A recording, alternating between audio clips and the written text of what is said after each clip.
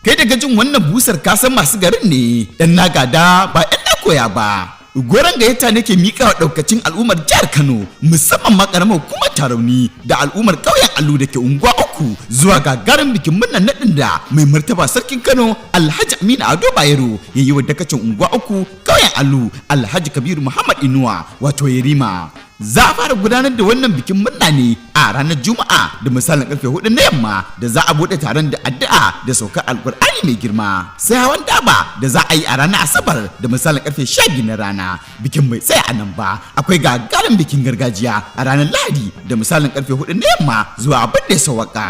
Wannan goron gayyata ne daga kwamitin shirye-shirye na wannan biki karkashin shugabancin Chairman Usman Abdullahi Usmaniya da Vice Chairman Hassan Ado Muhammad Olo, sai Sakatare Aminu Shehu da Organizer Secretary Anas Adam Mai Fata da kuma PRO Ali Muhammad Aliyos a madadin Najib Inuwa Ibrahim, shugaban kamfanin Najimus Nigeria Limited.